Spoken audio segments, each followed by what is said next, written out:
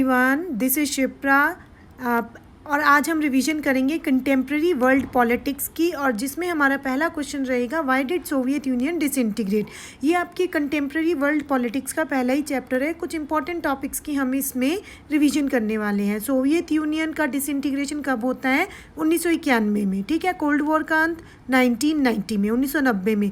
Berlin wall कब गिरती है? 1989 में, ठीक है। अगर पूछा जाए जर्मनी का एकीकरण या फिर unification of Germany, then it was same in 1989, क्योंकि बर्लिन वॉल कहाँ बनी थी? जर्मनी में ही बनी थी। तो अब हम डिस्कस कर लेते हैं why did Soviet union disintegrate. Soviet union का डिसइंटीग्रेशन जो कि 1991 में यानी कि 1991 में हुआ। कोल्ड वॉर किस किस के बीच में चल रही थी जिसके कारण डिसइंटीग्रेशन हुआ? यूएसए एंड यूएसएसआर के बीच में, ठीक है। उस समय आज जो यूएसएसआर, आज जो रशिया है वो उस समय क्या था? यूएसएसआर था, ठीक है। तो इनके बीच में क्या हो गया? कोल्ड वॉर का एंड हो गया और सोवियत यूनियन डिसइंटीग्रेशन कब होता है? 1991 में। इसके पीछे मेन रीजंस क्या थे? Weakness of Soviet political and economic institution. जो सोवियत यूनियन था इसमें पॉलिटिकल और इकोनॉमिक स्टैग्नेशन आ गया था। बहुत सारी जो चीज़ें थी वो रुक गई थी, विकास नहीं हो पा रहा था। तो that was the main reason. इसके बाद जो सोवियत यूनियन है वो अपने मैक्सिमम रिसोर्सेज कहाँ पर खर्च कर रहा था? न्यूक्लियर पर, मिलिट्री आर्सेनल को मेंटेन करने पर, ठीक है। और उद्योगों पर उसने पैसे लगाने कम कर दिए थे, ठीक। ये भी एक मेन रीज़न है सोवियत यूनियन के डिसइंटीग्रेशन का। थर्ड इंपॉर्टेंट रीज़न क्या है? थर्ड इंपॉर्टेंट रीज़न ये है कि वहाँ के लोगों को ये जानकारी मिलती है कि वेस्टर्न कंट्रीज़ तो सोवियत यूनियन से आगे निकल गई है, जिसके कारण पॉलिटिकल शॉक लगता है कहाँ के लोगों को? सोवियत यूनियन के लोगों को। नेक्स्ट इंपॉर्टेंट रीज़न क्या हो जाएगा? सोवियत यूनियन की इंपॉर्टेंट पार्टी कौन सी थी? Communist party.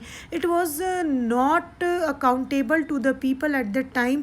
अब वो ना अकाउंटेबल नहीं रही थी, क्योंकि जब कम्युनिस्ट पार्टी 1917 के रेवोल्यूशन के बाद जब कम्युनिस्ट पार्टी पावर में आई थी, देन इट वाज अकाउंटेबल, सब कुछ अच्छा चल रहा था। सब्सिडरी को लाया गया, सब मतलब लोगों को सब्सिडरी दी जा रही थी हर एक चीज़ों पर। बट नाउ अ डेज़ मतलब कुछ समय के बाद ये अकाउंटेबल नहीं रही, ठीक है। गोर्बाचेव ने क्या किया? गोर्बाचेव कुछ रिफॉर्म्स लेके आए 1985 में। कौन थे गोर्बाचेव? कम्युनिस्ट पार्टी के न्यू लीडर थे। 1985 में कुछ रिफॉर्म्स लेके आते हैं, जैसे रीऑर्गेनाइजेशन, ओपननेस।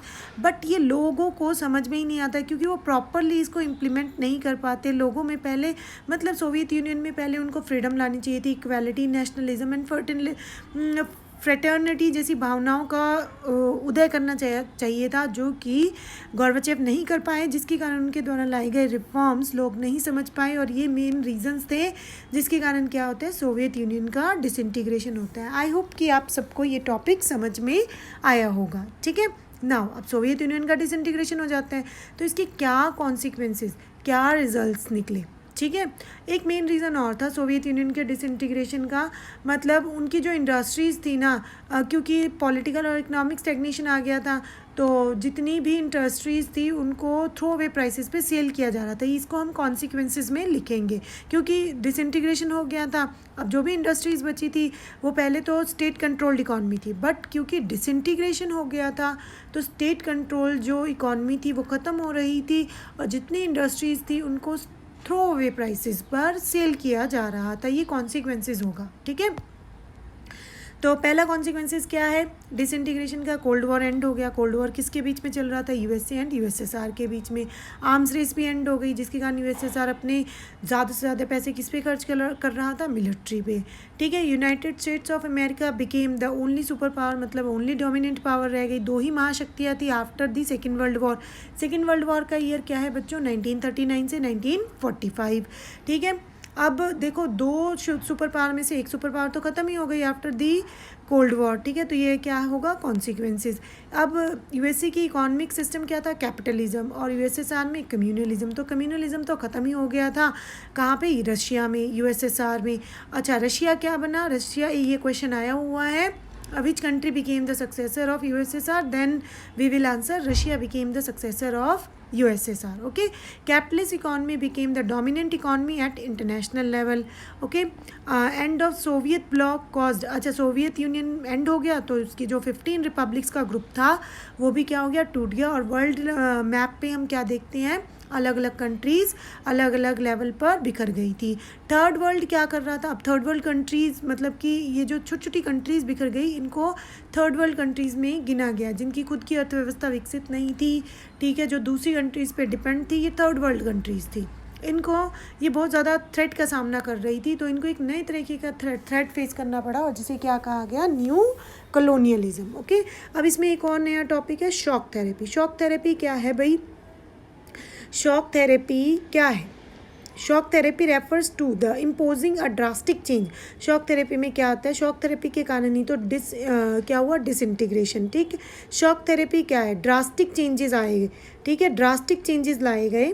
ग्रेजुअल चेंज आने थे रशिया में, पर ड्रास्टिक चेंज आए, मतलब एकदम से चेंज किया गया वहाँ की अर्थव्यवस्था में रिफॉर्म्स लाने के लिए, जिसको लोग नहीं समझ पाए, और इसी को क्या नाम दिया गया? Shock therapy. ठीक है, shock therapy refers to the imposing a drastic change rather than to make a gradual change in Russian Republic.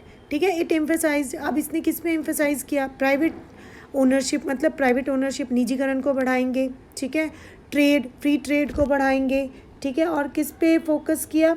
Currency convertibility पे, ठीक है, इन सब चीज़ों पर फोकस किया। Okay, contentious issues between India and China. अच्छा, ये चैप्टर 1 इतना ही है। नाउ चैप्टर 2 के कुछ इंपॉर्टेंट टॉपिक्स हैं चाइना और इंडिया के बीच में, जो कंटेंटियस इश्यूज़ हैं, हम उसको डिस्कस कर लेते हैं। दोनों कंट्रीज़ के बीच में बॉर्डर डिस्प्यूट चला आ रहा है 1962 से। There is a difference of opinion. दोनों कंट्रीज़ की जो ओपिनियन है उनमें क्या है? डिफरेंस। कौन सी चीज़ को लेकर डिफरेंस है? मैकमोहन लाइन को लेकर। इंडिया और चाइना के बीच में एक टेरिटरी है, बाउंड्री है, और इंडिया कह रहा है कि मैकमोहन लाइन इतनी लंबी नहीं है, और चाइना कह रहा है ये इतनी लंबी नहीं है। ठीक है, तो मैकमोहन लाइन को बाउंड्री को लेकर भी इंडिया और चाइना के बीच में विवाद है। तीसरा विवाद किस पर है? अक्साई चिन और अरुणाचल प्रदेश के एरिया को लेकर। चौथा विवाद किस पे है? जो दलाई लामा को 1954 में हमने पंचशील एग्रीमेंट किया था, it was very very important, आप ये ज़रूर याद करके जाएंगे। तो एक रिलीजियस लीडर थे, कहाँ के? चाइना के, दलाई लामा, इनको इंडिया में शरण दे दी गई, तिब्बतन रिलीजियस लीडर, तो इसको भी लेकर इंडिया और चाइना के बीच में विवाद है। इसके अलावा चाइना का क्या है? पाकिस्तान की तरफ झुकाव अधिक है, और उसको क्या दे रहा है चाइना? न्यूक्लियर प्रोग्राम में हेल्प कर रहा है, असिस्टेंस दे रहा है। ये भी डिफरेंसेस का इशू बना हुआ है किसके बीच में? इंडिया एंड चाइना के बीच में। नेक्स्ट टॉपिक क्या है बच्चों? मैस्ट्रिश। Very very important. इस वीडियो में सारे इंपॉर्टेंट टॉपिक कवर करने की कोशिश की गई है, ठीक है, तो आप सारा रिवीजन करेंगे, चाहे होल वीडियो को पॉज करके आप पढ़ लें, एकदम ईजी लैंग्वेज में है, या फिर आप इसको 2 या 3 बार सुन लें, ठीक है। अच्छा, मैस्ट्रिक्ट ट्रीटी क्या है? ऑल देखो, ईयू में कितने मेंबर्स हैं? पहले कितने मेंबर्स थे? देखो, ईयू में पहले कितने मेंबर्स थे? 12 मेंबर्स। ये 12 मेंबर्स कहाँ मिलते हैं? ये मिलते हैं नीदरलैंड्स में, ठीक है। अब नीदरलैंड्स में एक जगह है मैस्ट्रिक्ट, और 9 और 10 दिसंबर 1991 को एक बैठक करते हैं, ठीक है। उसमें डिसाइड करते हैं, 1991 में बैठक करते हैं, और ये उस समय साइन करते हैं किस पर? मैस्ट्रिक्ट ट्रीटी पर, बट इम्प्लीमेंट नहीं करते। बट इन फरवरी 1992 ये कंट्रीज़ दोबारा से मिलती हैं, और यूरोपियन यूनियन इसको नाम देती है। पहले इसका नाम क्या था? यूरोपियन इकोनॉमिक कम्युनिटी, जो सिर्फ इकनॉमी के डेवलपमेंट के लिए बनाई गई थी। मैस्ट्रिक्ट ट्रीटी क्या था? एक माइलस्टोन था, ठीक है। किस चीज़ में माइलस्टोन था? यूरोपियन यूनिफिकेशन में, ठीक है। अब इसने क्या क्रिएट किया यूरोपियन यूनियन में? 1 economy, 1 currency, 1 market, 1 citizenship, 1 parliament and 1 government system होगा, 1 सिक्योरिटी सिस्टम होगा, इन सब की 1 फॉरेन पॉलिसी होगी, ठीक है। यूरोपियन यूनियन ने यह सब कुछ मतलब कॉमन बनाने की कोशिश की, बट कॉन्स्टिट्यूशन वो कॉमन नहीं बना पाई। इनका एक कॉमन फ्लैग भी है, उसमें कितने स्टार्स हैं? 12 गोल्डन स्टार्स हैं, ठीक है। तो ये था यूरोपियन यूनियन के बारे में। अब यूरोपियन यूनियन में कितनी कंट्रीज़ है ये आप मुझे कमेंट करके बताएंगे। अच्छा, यूरोपियन यूनियन की करेंसी कौन सी है ये भी कमेंट करेंगे। ओके, नाउ आसियान की रिवीजन करते हैं। आसियान को कब क्रिएट किया गया था? इट वाज क्रिएटेड, आसियान को कब क्रिएट किया गया था? ये क्रिएट किया गया था ऑन 8 अगस्त, 8 अगस्त को इसको क्या किया गया था? क्रिएट किया गया था। किसे क्रिएट किया गया था? आसियान को 8 अगस्त 1967। कहाँ पर? बैंकॉक में, बाय 5 ओरिजिनल कंट्रीज़। बट कितनी कंट्रीज़ हैं आसियान में? 10 कंट्रीज़।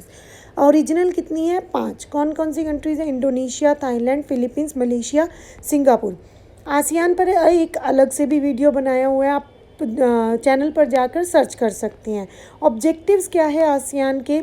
आसियान का ऑब्जेक्टिव है maintaining economic stability, economic growth को मेंटेन करना, इकोनॉमिक स्टेबिलिटी को मेंटेन करना, ठीक है। दूसरा, आसियान के रीजन में क्या करना? Social, economic and cultural development करना। तीसरा, जब जो भी इनकी आसियान के मेंबर कंट्रीज़ की प्रॉब्लम्स हैं उनका सॉल्यूशन ढूंढना। फोर्थ क्या हो जाएगा? एक कॉमन मार्केट इस्टेब्लिश करना जहाँ पे ये ट्रेड को बढ़ा सकें, फ्री ट्रेड को बढ़ा सकें, ठीक है। Promote regional piece and stability, मतलब अपने एरिया में पीस को बढ़ा सके, स्टेबिलिटी को लाया जा सके, लॉ एंड ऑर्डर को मेंटेन किया जा सके और अपनी आसियान की जो कंट्रीज़ हैं उनको यूनाइट किया जा सके, ठीक है। These were the objectives of ASEAN. Now SAARC, it is another important topic जो पूछा जाता है पेपर में। सार्क की फुल फॉर्म क्या हो जाएगी? South Asian Association for Regional Cooperation. It was created to establish cooperation in countries of South Asia. SAARC की फुल फॉर्म हो गई, सार्क को हिंदी में दक्षेश कहते हैं, फुल फॉर्म है South Asian Association for Regional Cooperation. क्यों क्रिएट किया गया था? ताकि साउथ एशिया में क्या क्रिएट किया जा सके? कॉपरेशन को। कब इस्टेब्लिश किया गया? 1985 को। कहाँ पर इसका हेडक्वार्टर है? नेपाल, काठमांडू में। और लीडर्स ने कहाँ हस्ताक्षर किए? ढाका में, ठीक है। अब इसकी मेन कंट्रीज़ कौन सी हैं? Nepal, Bhutan, Sri Lanka, Maldives, India, Pakistan and Bangladesh. अफ़गानिस्तान ने कब ज्वाइन किया इसे? अफ़गानिस्तान ने ज्वाइन किया अप्रैल 2007 में।